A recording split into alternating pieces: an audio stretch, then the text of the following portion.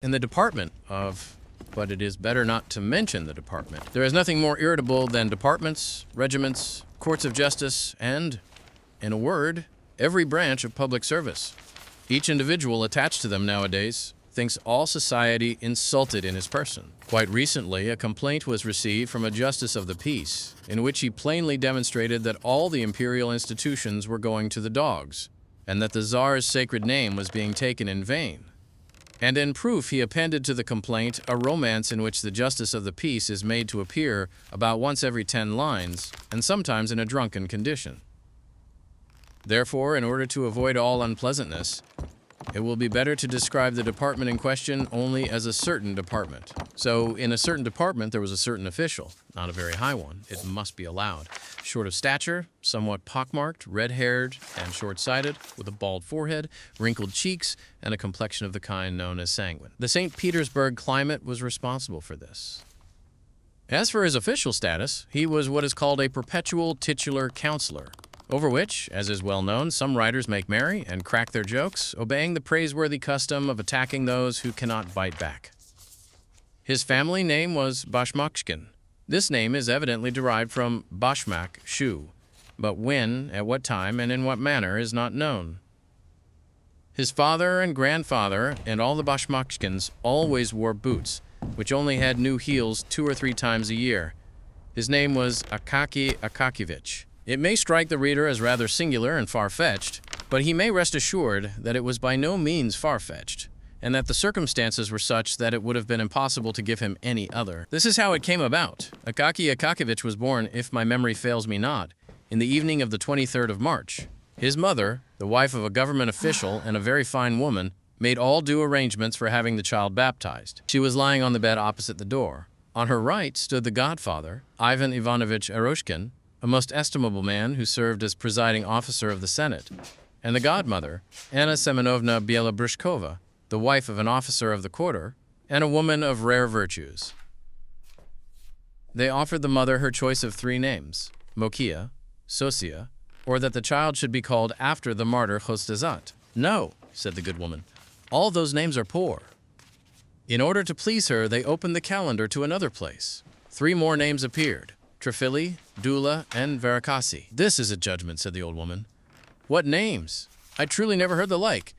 Varada or Varuk might have been born, but not Trifili and Varakasi." They turned to another page and found Pavsikaki and Vaktisi. "Now I see," said the old woman, "that it is plainly fate, and since such is the case, it will be better to name him after his father. His father's name was Akaki, so let his sons be Akaki too." In this manner he became Akaki Akakievich. They christened the child, whereat he wept and made a grimace, as though he foresaw that he was to be a titular counselor. In this manner did it all come about. We have mentioned it in order that the reader might see for himself that it was a case of necessity, and that it was utterly impossible to give him any other name. When and how he entered the department and who appointed him, no one could remember. However much the directors and chiefs of all kinds were changed, he was always to be seen in the same place, the same attitude, the same occupation, so that it was afterwards affirmed that he had been born in undress uniform with a bald head. No respect was shown him in the department. The porter not only did not rise from his seat when he passed, but never even glanced at him, any more than if a fly had flown through the reception room. His superiors treated him in coolly despotic fashion. Some sub-chief would thrust a paper under his nose without so much as saying "copy" or "here's a nice interesting affair" or anything else agreeable, as is customary amongst well-bred officials.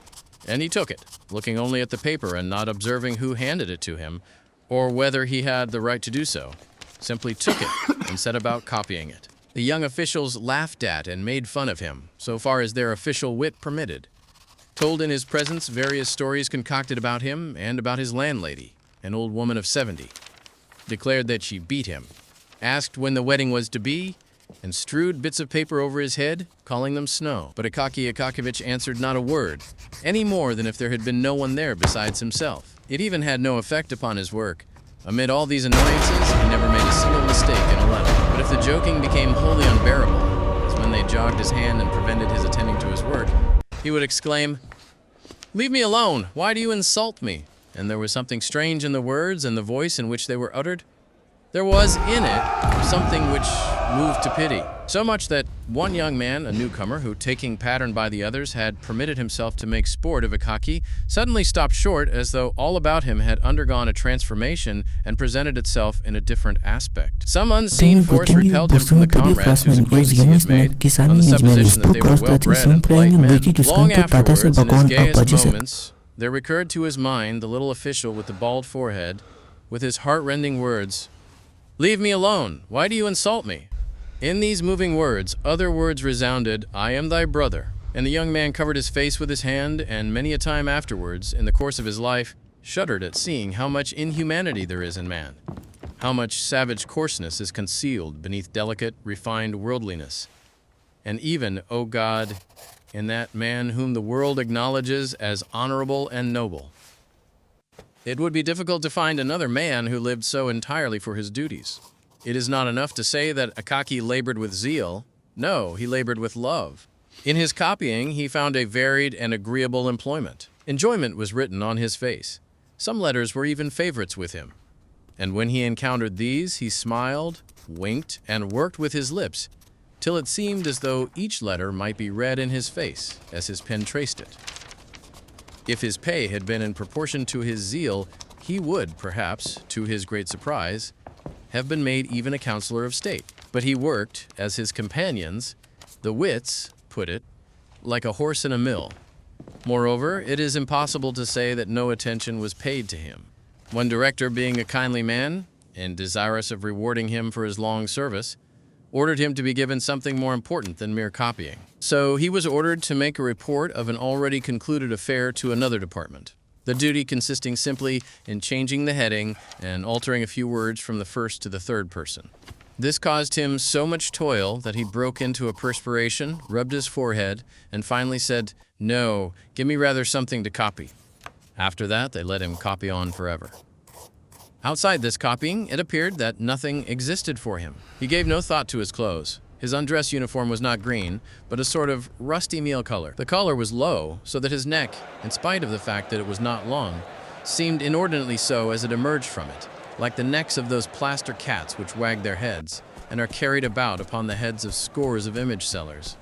And something was always sticking to his uniform, either a bit of hay or some trifle. Moreover, he had a peculiar knack, as he walked along the street, of arriving beneath a window just as all sorts of rubbish were being flung out of it.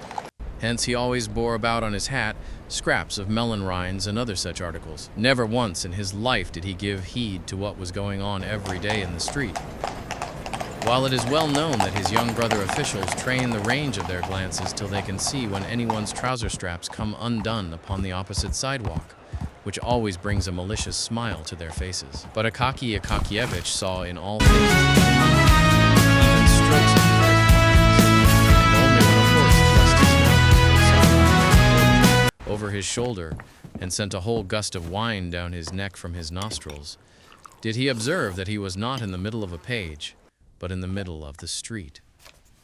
On reaching home, he sat down at once at the table, supped his cabbage soup up quickly, and swallowed a bit of beef with onions, never noticing their taste, and gulping down everything with flies and anything else which the Lord happened to send at the moment. His stomach filled, he rose from the table and copied papers which he had brought home. If there happened to be none, he took copies for himself, for his own gratification, especially if the document was noteworthy, not on account of its style, but of its being addressed to some distinguished person. Even at the hour when the gray St. Petersburg sky had quite dispersed, and all the official world had eaten or dined, each as he could, in accordance with the salary he received and his own fancy, when all were resting from the departmental jar of pens, running to and fro from their own and other people's indispensable occupations, and from all the work that an uneasy man makes willingly for himself, rather than what is necessary. When officials hasten to dedicate to pleasure the time which is left to them, one bolder than the rest going to the theater, another into the street looking under all the bonnets, another wasting his evening in compliments to some pretty girl, the star of a small official circle, another, and this is the common case of all, visiting his comrades on the fourth or third floor, in two small rooms with an ante-room or kitchen, and some pretensions to fashion, such as a lamp or some other trifle, which has cost many a sacrifice of dinner or pleasure trip. Oh, really? In a word, at the hour when all officials disperse among the contracted quarters of their friends to play whist as they sip their tea from glasses with a kopek's worth of sugar, smoke long pipes, relate at times some bits of gossip which a Russian man can never, under any circumstances, refrain from, and, when there is nothing else to talk of, repeat eternal anecdotes about the commandant to whom they had sent word that the tails of the horses on the Falconet monument had been cut off when all strived to divert themselves. Akaky Akakievich indulged in no kind of diversion. No one could ever say that he had seen him at any kind of evening party. Having written to his heart's content, he lay down to sleep, smiling at the thought of the coming day, of what God might send him to copy on the morrow. Thus flowed on the peaceful life of the man who, with a salary of 400 rubles, understood how to be content with his lot. And thus it would have continued to flow on, perhaps, to extreme old age, were it not that there are various ills strewn along the path of life for titular counselors, as well as for private, actual court and every other species of counselor, even for those who never give any advice or take any themselves. There exists in St. Petersburg a powerful foe of all who receive a salary of 400 rubles a year, or thereabouts. This foe is no other than the northern cold, although it is said to be very healthy. At 9 o'clock in the morning, at the very hour when the streets are filled with men bound for the various official departments, it begins to bestow such powerful and piercing nips on all noses impartially that the poor officials really do not know what to do with them. At an hour when the foreheads of even those who occupy exalted positions ache with the cold, and tears start to their eyes, the poor titular counselors are sometimes quite unprotected. Their only salvation lies in traversing as quickly as possible, in their thin little cloaks, 5 or 6 streets, and then warming their feet in the porter's room and so thawing all their talents and qualifications for official service, which had become frozen on the way. Akaky Akakievich had felt for some time that his back and shoulders suffered with peculiar poignancy, in spite of the fact that he tried to traverse the distance with all possible speed.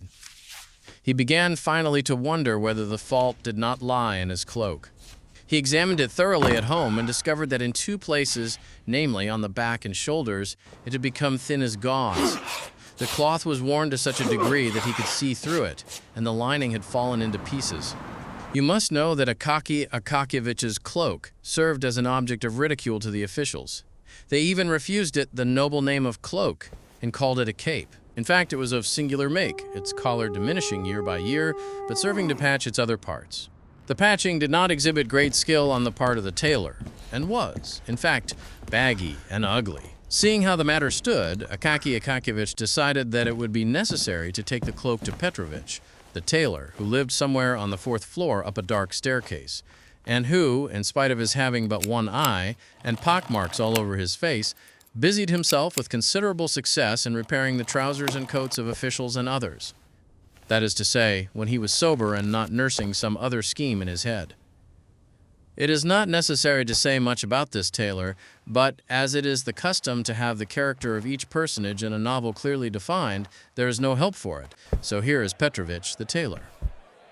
At first he was called only Grigory, and was some gentleman's serf. He commenced calling himself Petrovich from the time when he received his free papers, and further began to drink heavily on all holidays, at first on the great ones, and then on all church festivities without discrimination, wherever a cross stood in the calendar. On this point he was faithful to ancestral custom, and when quarreling with his wife he called her a low female and a German.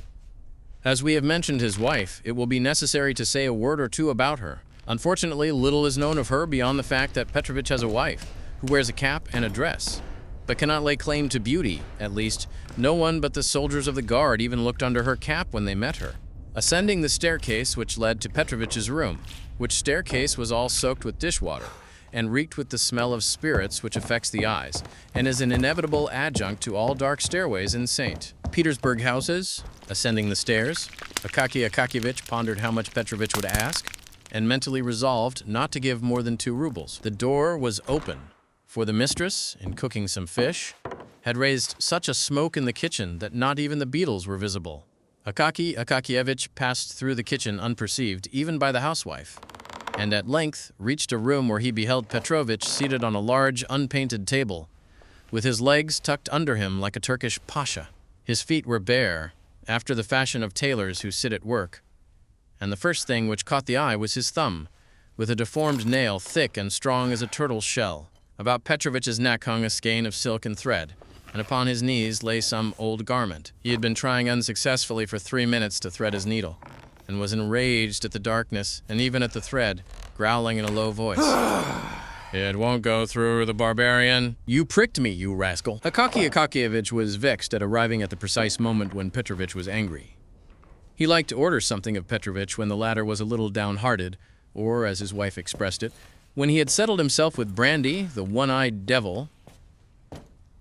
Under such circumstances, Petrovich generally came down in his price very readily, and even bowed and returned thanks. Afterwards, to be sure, his wife would come, complaining that her husband was drunk, and so had fixed the price too low, but if only a 10-kopeck piece were added, then the matter was settled. But now it appeared that Petrovich was in a sober condition, and therefore rough, taciturn, and inclined to demand Satan only knows what price. Akaky Akakievich felt this, and would gladly have beat a retreat, but he was in for it. Petrovich screwed up his one eye very intently at him, and Akaky Akakievich involuntarily said, "How do you do, Petrovich?" "I wish you a good morning, sir," said Petrovich, squinting at Akaky Akakievich's hands to see what sort of booty he had brought. "Ah, I to you, Petrovich, this..." It must be known that Akaky Akakievich expressed himself chiefly by prepositions, adverbs, and scraps of phrases which had no meaning whatever. If the matter was a very difficult one, he had a habit of never completing his sentences, so that frequently, having begun a phrase with the words, "This, in fact, is quite," he forgot to go on, thinking that he had already finished it. "What is it?" asked Petrovich, and with his one eye scanned Akakievich's whole uniform from the collar down to the cuffs, the back, the tails, and the buttonholes, all of which were well known to him, since they were his own handiwork. Such is the habit of tailors. It is the first thing they do on meeting one. "But I, here, this, Petrovich, a cloak, cloth. Here you see, everywhere, in different places, it is quite strong. It is a little dusty and looks old, but it is new. Only here in one place it is a little on the back, and here on one of the shoulders it is a little worn. Yes, here on this shoulder it is a little, do you see? That is all. And a little work." Petrovich took the cloak, spread it out, to begin with, on the table, looked hard at it, shook his head, reached out his hand to the windowsill for his snuff-box, adorned with the portrait of some general, though what general is unknown, for the place where the face should have been had been rubbed through by the finger, and a square bit of paper had been pasted over it. Having taken a pinch of snuff, Petrovich held up the cloak and inspected it against the light, and again shook his head once more. After which he again lifted the general-adorned lid with its bit of pasted paper, and having stuffed his nose with snuff, closed and put away the snuff-box, and said finally, "No, it is impossible to mend it. It's a wretched garment." Akaky Akakievich's heart sank at these words. "Why is it impossible, Petrovich?" he said, almost in the pleading voice of a child. "All that ails it is that it is worn on the shoulders. You must have some pieces." "Yes, patches could be found. Patches are easily found," said Petrovich, "but there's nothing to sew them to. The thing is completely rotten. If you put a needle to it, see, it will give way. Let it give way, and you can put on another patch at once. But there is nothing to put the patches onto. There's no use in strengthening it. It is too far gone. It's lucky that it's cloth, for if the wind were to blow, it would fly away. Well, strengthen it again." "How will this, in fact?" "No," said Petrovich decisively. "There is nothing to be done with it. It's a thoroughly bad job. You'd better, when the cold winter weather comes on, make yourself some gaiters out of it, because stockings are not warm. The Germans invented them in order to make more money." Petrovich loved, on all occasions, to have a fling at the Germans. "But it is plain you must have a new cloak." At the word "new," all grew dark before Akaky Akakievich's eyes, and everything in the room began to whirl round. The only thing he saw clearly was the general with the paper face on the lid of Petrovich's snuff-box. "A new one," said he, as if still in a dream. "Why, I have no money for that." "Yes, a new one," said Petrovich with barbarous composure. You need to know the value if it came to a new one, how would it? You mean how much would it cost? Yes. Well, you would have to lay out 150 or more, said Petrovich, and pursed up his lips significantly. He liked to produce powerful effects, liked to stun utterly and suddenly, and then to glance sideways to see what face the stunned person would put on the matter. 150 rubles for a cloak, shrieked poor Akaky Akakievich, perhaps for the first time in his life, for his voice had always been distinguished for softness. Yes, sir, said Petrovich, for any kind of cloak. If you have a marten fur on the collar or a silk-lined hood, it will mount up to 200. Petrovich, please, said Akaky Akakievich in a beseeching tone, not hearing and not trying to hear Petrovich's words and disregarding all his effects. Some repairs, in order that it may wear yet a little longer. No, it would only be a waste of time and money, said Petrovich. And Akaky Akakievich went away after these words, utterly discouraged. But Petrovich stood for some time after his departure with significantly compressed lips, and without betaking himself to his work, satisfied that he would not be dropped, and an artistic tailor employed. Akaky Akakievich went out into the street as if in a dream. Such an affair, he said to himself. I did not think it had come to. And then, after a pause, he added, well, so it is. See what it has come to at last. And I never imagined that it was so. Then followed a long silence, after which he exclaimed, well, so it is. See what already. Nothing unexpected that. It would be nothing. What a strange circumstance. So saying, instead of going home, he went in exactly the opposite direction without himself suspecting. On the way, a chimney sweep bumped up against him and blackened his shoulder, and a whole hatful of rubbish landed on him from the top of a house which was building. He did not notice it, and only when he ran against a watchman who, having planted his halberd beside him, was shaking some snuff from his box into his horny hand, did he recover himself a little. And that because the watchman said, why are you poking yourself into a man's very face? Haven't you the pavement? This caused him to look about him and turn towards home. There only he finally began to collect his thoughts, and to survey his position in its clear and actual light, and to argue with himself, sensibly and frankly, as with a reasonable friend with whom one can discuss private and personal matters. No, said Akaky Akakievich. It is impossible to reason with Petrovich now. He is that. Evidently his wife has been beating him. I'd better go to him on Sunday morning. After Saturday night, he will be a little cross-eyed and sleepy, for he will want to get drunk, and his wife won't give him any money. And at such a time, a 10-kopeck piece in his hand he will become more fit to reason with, and then the cloak, and that.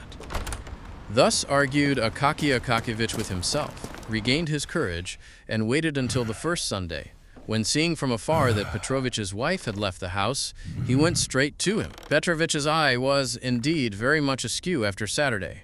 His head drooped, and he was very sleepy. But for all that, as soon as he knew what it was a question of, it seemed as though Satan jogged his memory. Impossible, said he. Please to order a new one. Thereupon Akaky Akakievich handed over the 10-kopeck piece. Thank you, sir. I will drink your good health, said Petrovich. But as for the cloak, don't trouble yourself about it. It is good for nothing. I will make you a capital new one. So let us settle about it now. Akaky Akakievich was still for mending it, but Petrovich would not hear of it and said, I shall certainly have to make you a new one, and you may depend upon it that I shall do my best. It may even be, as the fashion goes, that the collar can be fastened by silver hooks under a flap. Then Akaky Akakievich saw that it was impossible to get along without a new cloak, and his spirit sank utterly. How, in fact, was it to be done? Where was the money to come from? He might, to be sure, depend in part upon his present at Christmas, but that money had long been allotted beforehand. He must have some new trousers, and pay a debt of long standing to the shoemaker for putting new tops to his old boots, and he must order 3 shirts from the seamstress, and a couple of pieces of linen.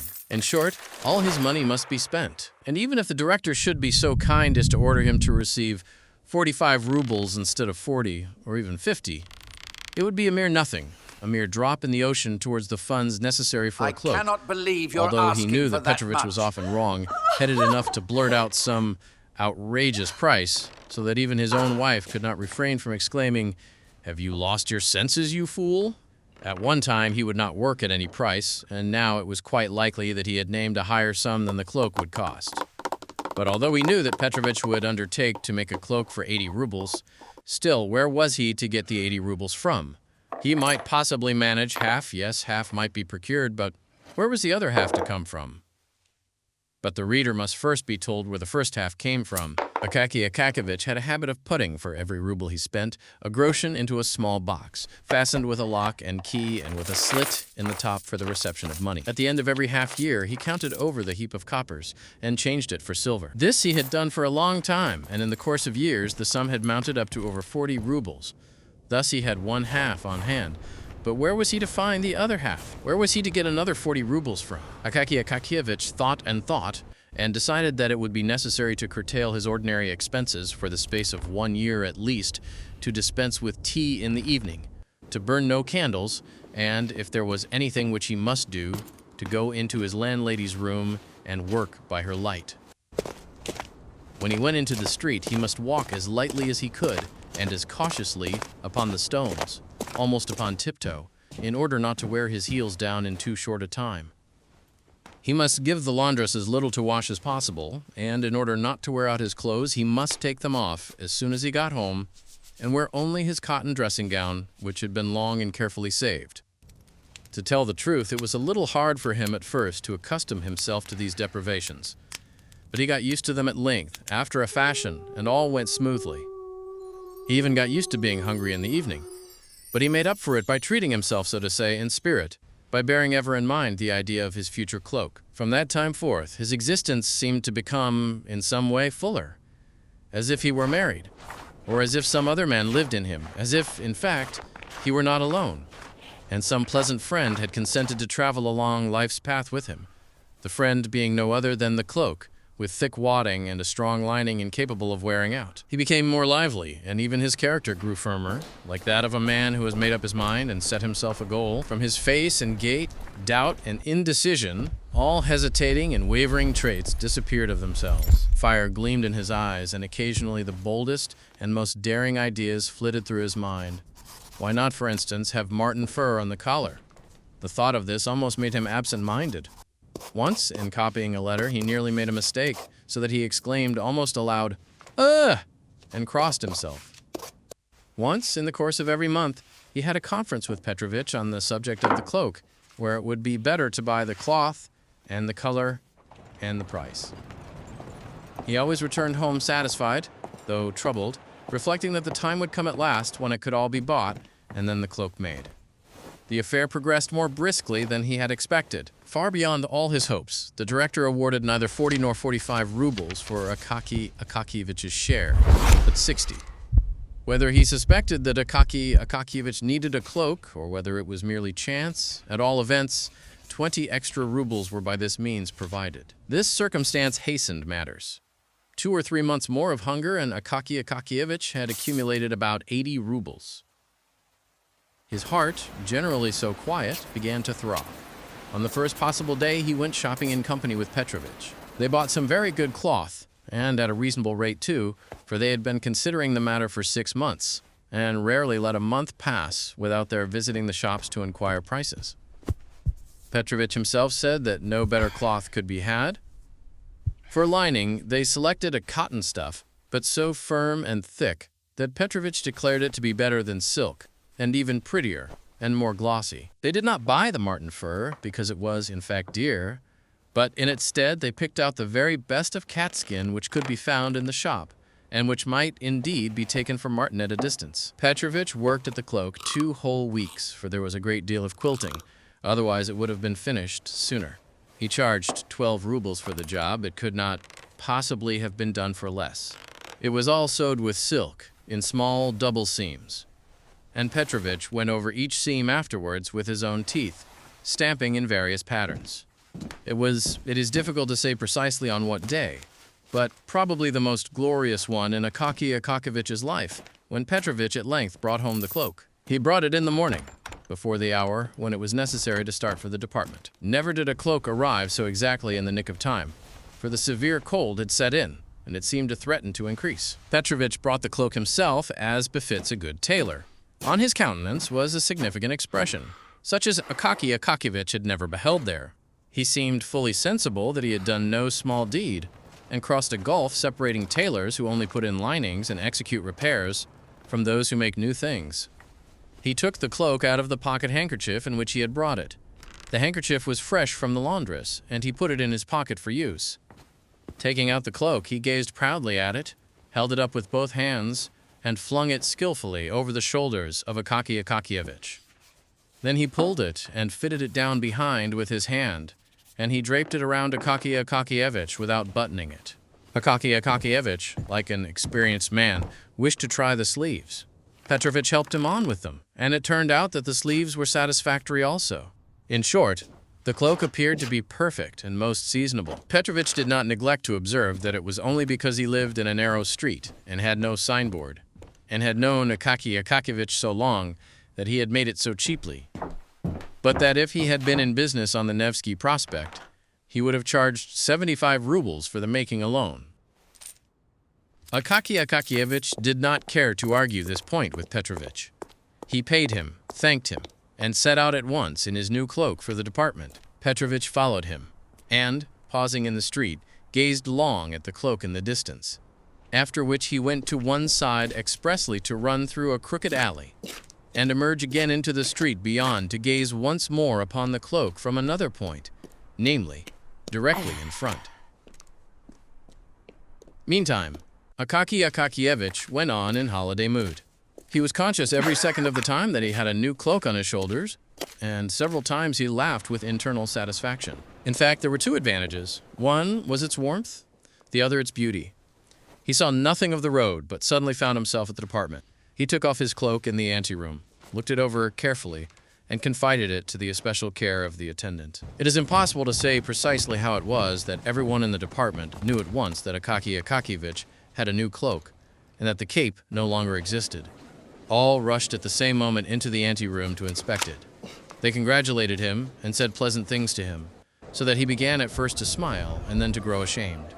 When all surrounded him and said that the new cloak must be christened, and that he must give a whole evening at least to this, Akaky Akakievich lost his head completely, and did not know where he stood, what to answer, or how to get out of it.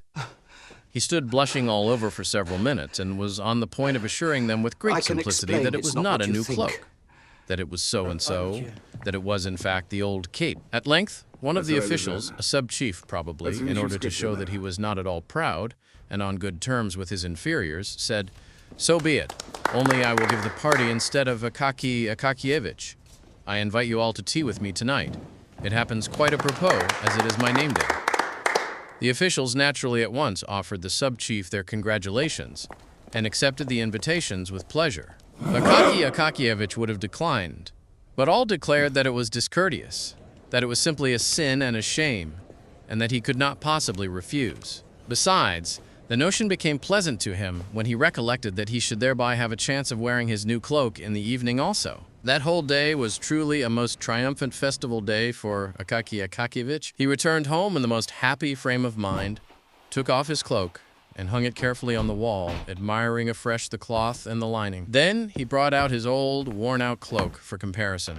He looked at it and laughed, so vast was the difference. And long after dinner he laughed again when the condition of the cape recurred to his mind. He dined cheerfully, and after dinner wrote nothing, but took his ease for a while on the bed until it got dark. Then he dressed himself leisurely, put on his cloak, and stepped out into the street. Where the host lived, unfortunately, we cannot say. Our memory begins to fail us badly, and the houses and streets in St. Petersburg have become so mixed up in our head that it is very difficult to get anything out of it again in proper form. This much is certain, that the official lived in the best part of the city, and therefore it must have been anything but near to Akaky Akakievich's residence. Akaky Akakievich was first obliged to traverse a kind of wilderness of deserted, dimly lighted streets. But in proportion as he approached the official's quarter of the city, the streets became more lively, more populous, and more brilliantly illuminated. Pedestrians began to appear. Handsomely dressed ladies were more frequently encountered. The men had otter-skin collars to their coats. Peasant wagoners, with their grate-like sledges stuck over with brass-headed nails, became rarer. Whilst on the other hand, more and more drivers in red velvet caps, lacquered sledges, and bearskin coats began to appear. And carriages with rich hammercloths flew swiftly through the streets, their wheels scrunching the snow. Akaky Akakievich gazed upon all this as upon a novel sight. He had not been in the streets during the evening for years. He halted out of curiosity before a shop window to look at a picture representing a handsome woman who had thrown off her shoe, thereby baring her whole foot in a very pretty way, whilst behind her the head of a man with whiskers and a handsome mustache peeped through the doorway of another room. Akaky Akakievich shook his head and laughed, and then went on his way. Why did he laugh? Either because he had met with a thing utterly unknown, but for which everyone cherishes, nevertheless, some sort of feeling, or else he thought, like many officials, as follows: "Well, those French, what is to be said? If they do go in anything of that sort, why?" But possibly he did not think at all. Akaky Akakievich at length reached the house in which the sub-chief lodged. The sub-chief lived in fine style. The staircase was lit by a lamp, his apartment being on the second floor. On entering the vestibule, Akaky Akakievich beheld a whole row of galoshes on the floor. Among them, in the center of the room, stood a samovar, humming and emitting clouds of steam. On the walls hung all sorts of coats and cloaks, among which there were even some with beaver collars or velvet facings. Beyond, the buzz of conversation was audible, and became clear and loud when the servant came out with a trayful of empty glasses, cream jugs, and sugar bowls. It was evident that the officials had arrived long before and had already finished their first glass of tea. Akaky Akakievich, having hung up his own cloak, entered the inner room. Before him, all at once appeared lights, officials, pipes, and card tables, and he was bewildered by the sound of rapid conversation rising from all the tables and the noise of moving chairs. He halted very awkwardly in the middle of the room, wondering what he ought to do. But they had seen him. They received him with a shout, and all thronged at once into the anteroom, and there took another look at his cloak. Akaky Akakievich, although somewhat confused, was frank-hearted and could not refrain from rejoicing when he saw how they praised his cloak. Then, of course, they all dropped him and his cloak, and returned, as was proper, to the tables set out for whist. All this, the noise, the talk, and the throng of people, was rather overwhelming to Akaky Akakievich.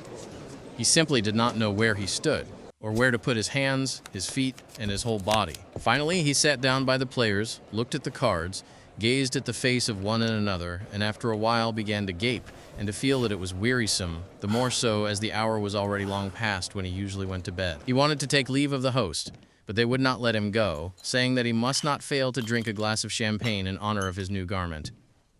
In the course of an hour, supper, consisting of vegetable salad, cold veal, pastry, confectioner's pies, and champagne, was served. They made Akaky Akakievich drink 2 glasses of champagne, after which he felt things grow livelier. Still, he could not forget that it was 12 o'clock, and that he should have been at home long ago. In order that the host might not think of some excuse for detaining him, he stole out of the room quickly, sought out, in the anteroom, his cloak, which, to his sorrow, he found lying on the floor, brushed it, picked off every speck upon it, put it on his shoulders, and descended the stairs to the street.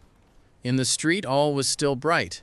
Some petty shops, those permanent clubs of servants and all sorts of folk, were open. Others were shut, but nevertheless showed a streak of light the whole length of the door crack, indicating that they were not yet free of company, and that probably some domestics, male and female, were finishing their stories and conversations whilst leaving their masters in complete ignorance as to their whereabouts.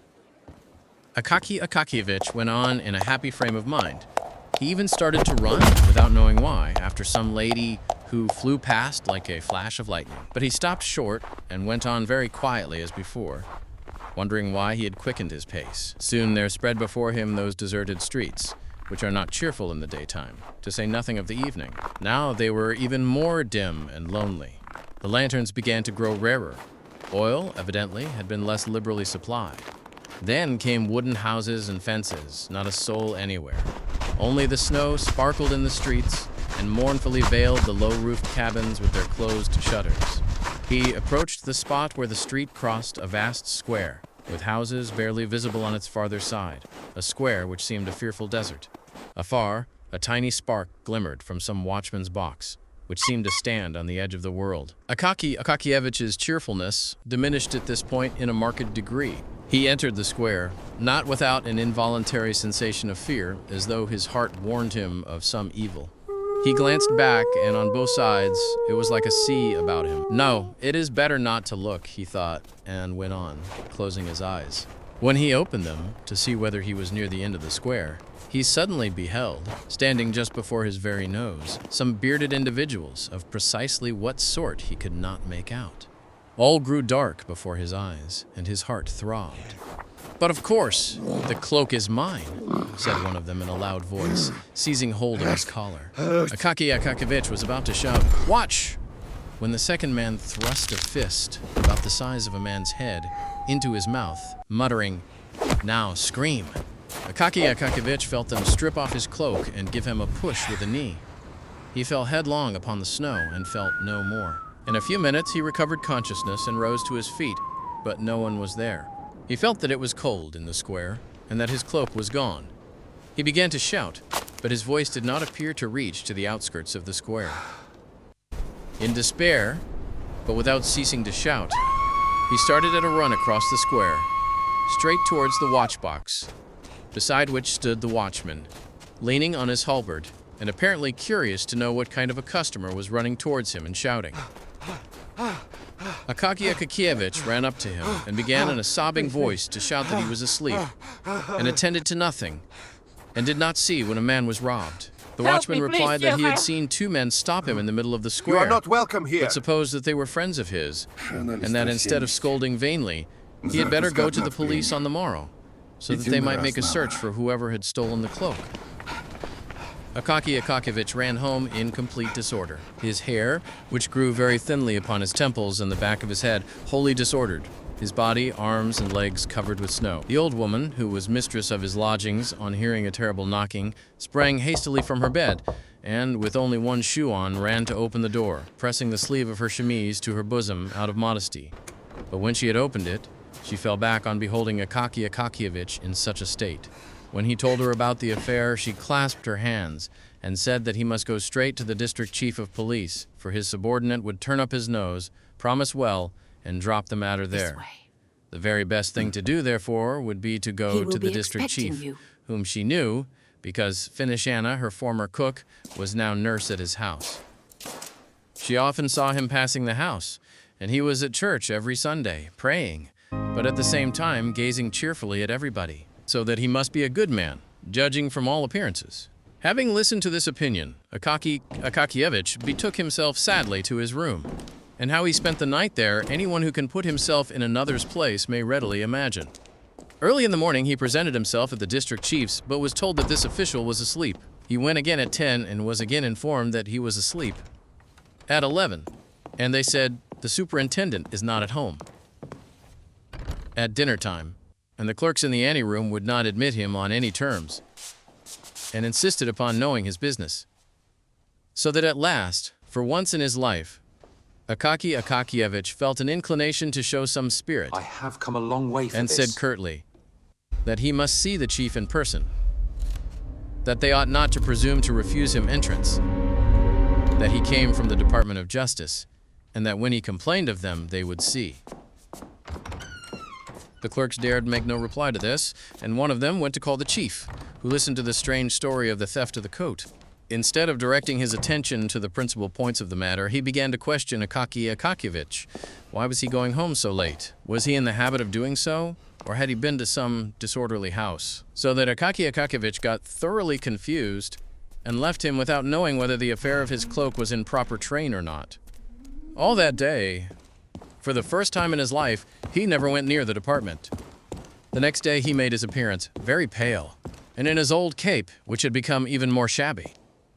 The news of the robbery of the cloak touched many, although there were some officials present who never lost an opportunity, even such a one as the present, of ridiculing Akaky Akakiyevich. They decided to make a collection for him on the spot, but the officials had already spent a great deal in subscribing for the director's portrait and for some book, at the suggestion of the head of that division who was a friend of the author, and so the sum was trifling. One of them, moved by pity, resolved to help Akaky Akakiyevich with some good advice at least, and told him that he ought not to go to the police, for although it might happen that a police officer, wishing to win the approval of his superiors, might hunt up the cloak by some means, still his cloak would remain in the possession of the police if he did not offer legal proof that it belonged to him. The best thing for him, therefore, would be to apply to a certain prominent personage, since this prominent personage, by entering into relations with the proper persons, could greatly expedite the matter.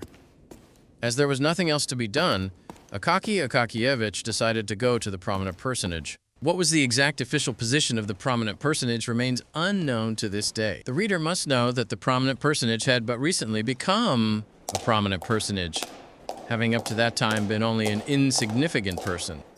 Moreover, his present position was not considered prominent in comparison with others still more so. But there is always a circle of people to whom what is insignificant in the eyes of others is important enough. Moreover, he strove to increase his importance by sundry devices. For instance, he managed to have the inferior officials meet him on the staircase when he entered upon his service. No one was to presume to come directly to him, but the strictest etiquette must be observed. The collegiate recorder must make a report to the government secretary to the titular counselor, or whatever other man was proper, and all business must come before him in this manner. In Holy Russia, all is thus contaminated with the love of imitation.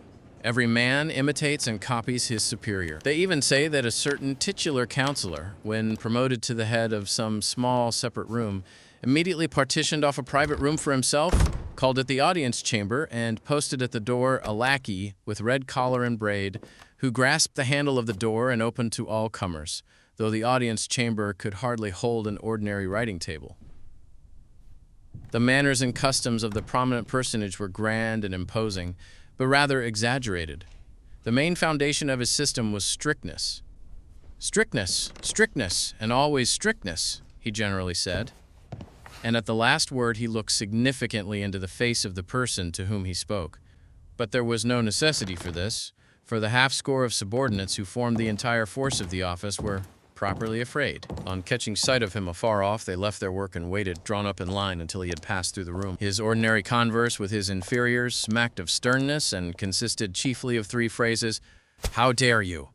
"Do you know whom you are speaking to?" "Do you realize who stands before you?" Otherwise, he was a very kind-hearted man, good to his comrades and ready to oblige, but the rank of general threw him completely off his balance.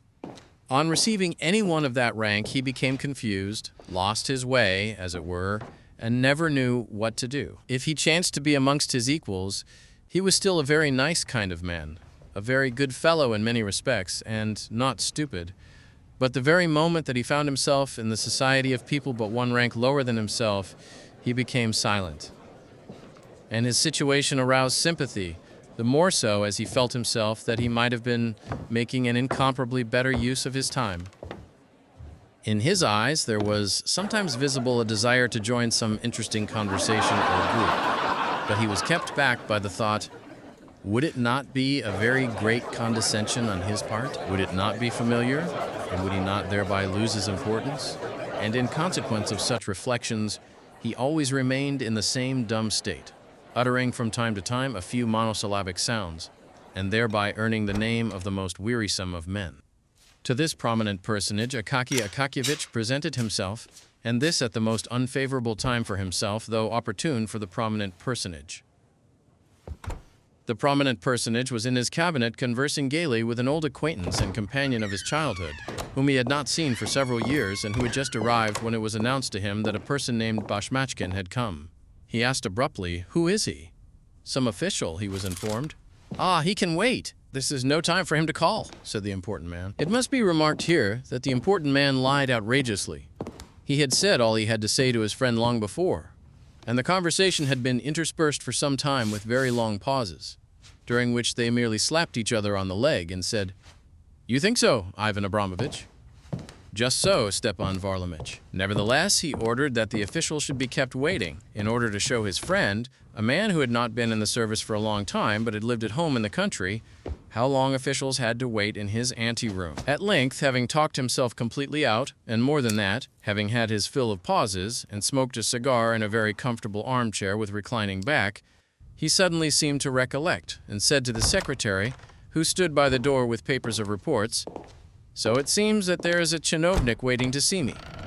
Tell him that he may come in." On perceiving Akaky Akakievich's modest mien and his worn undress uniform, he turned abruptly to him and said, "What do you want?" in a curt, hard voice, which he had practiced in his room in private and before the looking-glass for a whole week before being raised to his present rank. Akaky Akakievich, who was already imbued with a due amount of fear, became somewhat confused, and as well as his tongue would permit, explained, with a rather more frequent addition than usual of the word that his cloak was quite new, and had been stolen in the most inhuman manner, that he had applied to him in order that he might, in some way by his intermediation, that he might enter into correspondence with the chief of police and find the cloak.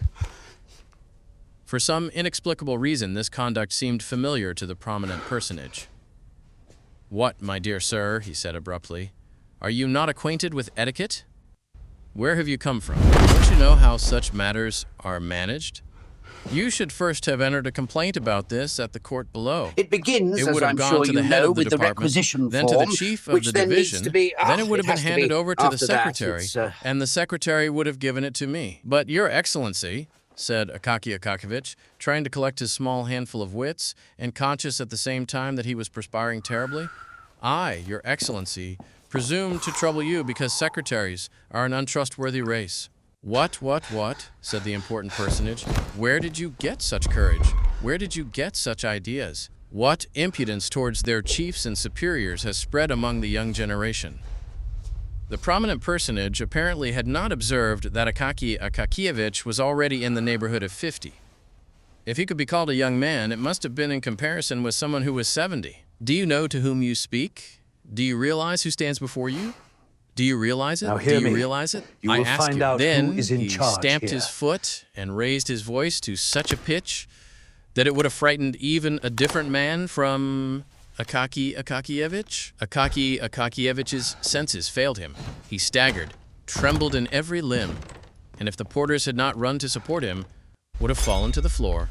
They carried him out insensible. But the prominent personage, gratified that the effect should have surpassed his expectations, and quite intoxicated with the thought that his word could even deprive a man of his senses, glanced sideways at his friend in order to see how he looked upon this, and perceived, not without satisfaction, that his friend was in a most uneasy frame of mind, and even beginning, on his part, to feel a trifle frightened.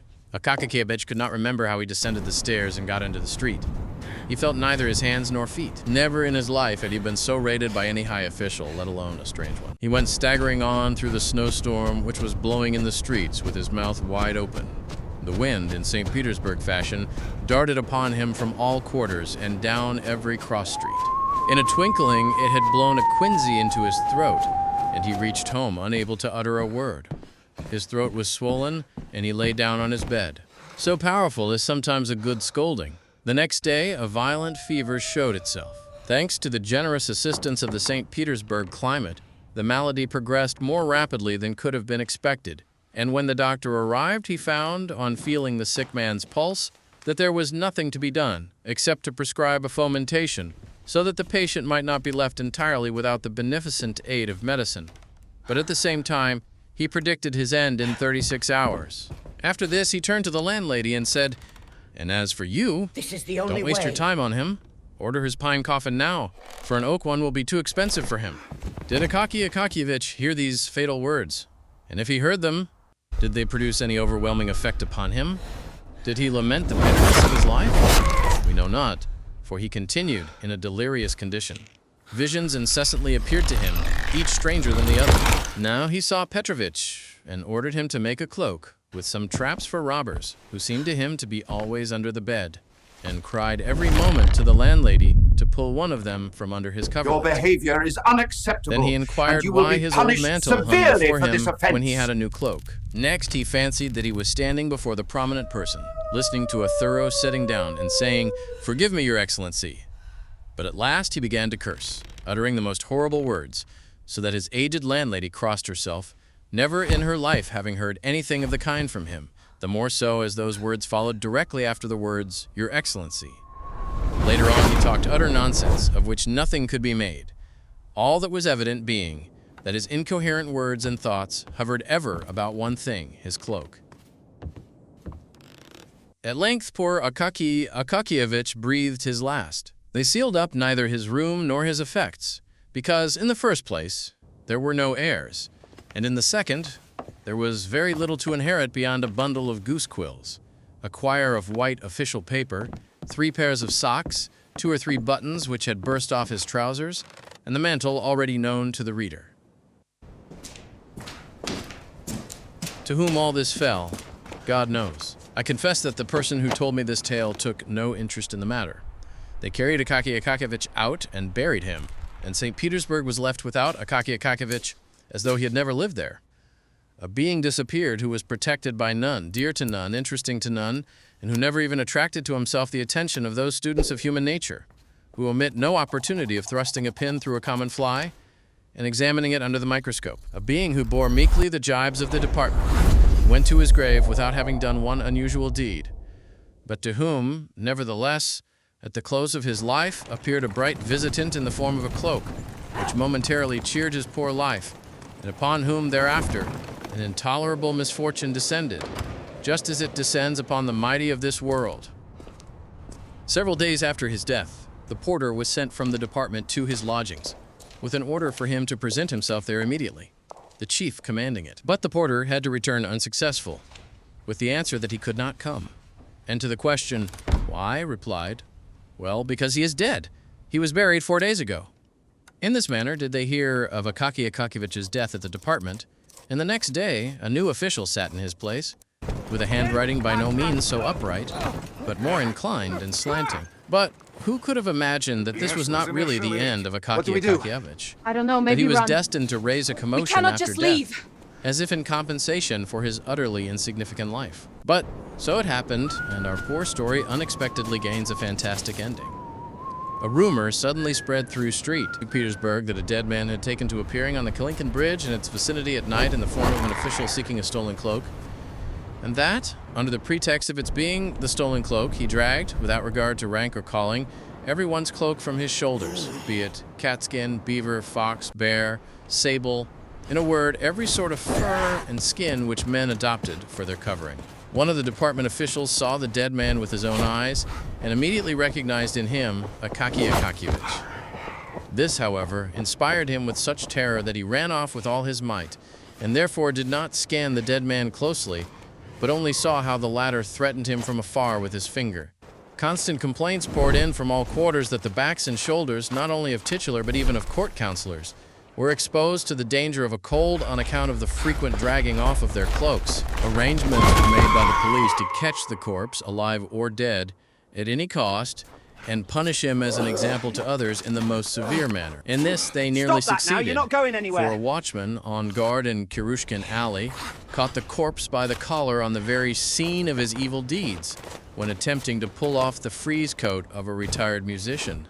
Having seized him by the collar, he summoned with a shout 2 of his comrades, whom he enjoined to hold him fast, while he himself felt for a moment in his boot in order to draw out his snuff box and refresh his frozen nose. But the snuff was of a sort which even a corpse could not endure.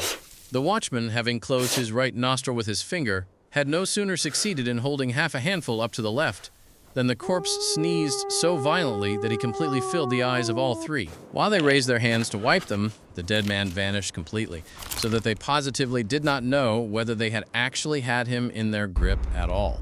Thereafter the watchmen conceived such a terror of dead men that they were afraid even to seize the living, and only screamed from a distance, "Hey, there, go your way." So the dead chinovnik began to appear even beyond the Kalinkin Bridge, causing no little terror to all timid people. But we have totally neglected that certain prominent personage who may really be considered as the cause of the fantastic turn taken by this true history. First of all, justice compels us to say that after the departure of poor, annihilated Akaky Akakiyevich, he felt something like remorse. Suffering was unpleasant to him, for his heart was accessible to many good impulses, in spite of the fact that his rank often prevented his showing his true self. As soon as his friend had left his cabinet, he began to think about poor Akaky Akakiyevich. And from that day forth, poor Akaky Akakiyevich, who could not bear up under an official reprimand, recurred to his mind almost every day. The thought troubled him to such an extent that a week later he even resolved to send an official to him, to learn whether he really could assist him. And when it was reported to him that Akaky Akakiyevich had died suddenly of fever, he was startled, hearkened to the reproaches of his conscience, and was out of sorts for the whole day.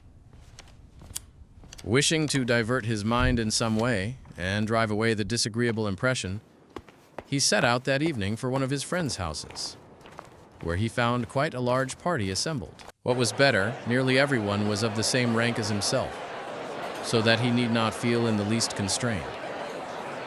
This had a marvelous effect upon his mental state. He grew expansive, made himself agreeable in conversation. In short, he passed a delightful evening. After supper, he drank a couple of glasses of champagne. Not a bad recipe for cheerfulness, as everyone knows. The champagne inclined him to various adventures, and he determined not to return home, but to go and see a certain well-known lady of German extraction, Karolina Ivanovna, a lady, it appears, with whom he was on a very friendly footing. It must be mentioned that the prominent personage was no longer a young man, but a good husband and respected father of a family. 2 sons, one of whom was already in the service, and a good-looking 16-year-old daughter with a rather retrousse but pretty little nose, came every morning to kiss his hand and say, "Bonjour, Papa." His wife, a still fresh and good-looking woman, first gave him her hand to kiss, and then, reversing the procedure, kissed his. But the prominent personage, though perfectly satisfied in his domestic relations, considered it stylish to have a friend in another quarter of the city. This friend was scarcely prettier or younger than his wife, but there are such puzzles in the world, and it is not our place to judge them. So the important personage descended the stairs, stepped into his sledge, said to the coachman, "To Carolina Ivanovna's," and, wrapping himself luxuriously in his warm cloak, found himself in that delightful frame of mind than which a Russian can conceive no better. Namely, when you think of nothing yourself, yet when the thoughts creep into your mind of their own accord, each more agreeable than the other, giving you no trouble either to drive them away or seek them. Fully satisfied, he recalled all the gay features of the evening just past, and all the mots which had made the little circle laugh. Many of them he repeated in a low voice, and found them quite as funny as before, so it is not surprising that he should laugh heartily at them. Occasionally, however, he was interrupted by gusts of wind, which, coming suddenly, God knows whence or why, cut his face, drove masses of snow into it, filled out his cloak collar like a sail, or suddenly blew it over his head with supernatural force, and thus caused him constant trouble to disentangle himself. Suddenly, the important personage felt someone clutch him firmly by the collar. Turning round, he perceived a man of short stature, in an old, worn uniform, and recognized, not without terror, Akaky Akakievich. The official's face was white as snow, and looked just like a corpse's. But the horror of the important personage transcended all bounds when he saw the dead man's mouth open, and, with a terrible odor of the grave, gave vent to the following remarks. "Ah, here you are at last. I have you, that, by the collar. I need your cloak. You took no trouble about mine, but reprimanded me. So now give up your own." The pallid, prominent personage almost died of fright. Brave as he was in the office and in the presence of inferiors generally, and although, at the sight of his manly form and appearance, everyone said, "Ugh, how much character he has." At this crisis, he, like many possessed of an heroic exterior, experienced such terror that, not without cause, he began to fear an attack of illness. He flung his cloak hastily from his shoulders and shouted to his coachman in an unnatural voice, "Home at full speed!" The coachman, hearing the tone which is generally employed at critical moments, and even accompanied by something much more tangible, drew his head down between his shoulders in case of an emergency, flourished his whip, and flew on like an arrow. In a little more than 6 minutes, the prominent personage was at the entrance of his own house. Pale, thoroughly scared and cloakless, he went home instead of to Carolina Ivanovna's, reached his room somehow or other, and passed the night in the direst distress. So that the next morning, over their tea, his daughter said, "You are very pale today, Papa." But Papa remained silent and said not a word to anyone of what had happened to him, where he had been, or where he had intended to go. This occurrence made a deep impression upon him. He even began to say, "How dare you? Do you realize who stands before you?"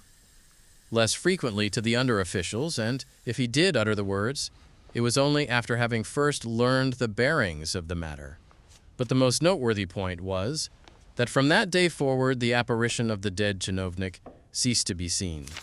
Evidently the prominent personage's cloak just fitted his shoulders.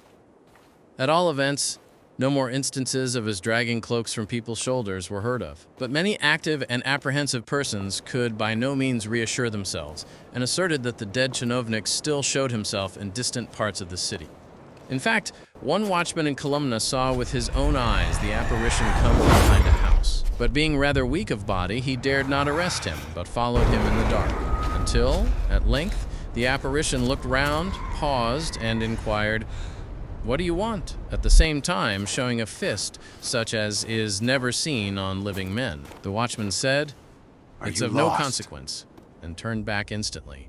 But the apparition was much too tall, wore huge mustaches, and directing its steps apparently towards the Overcoat bridge, disappeared in the darkness of the night.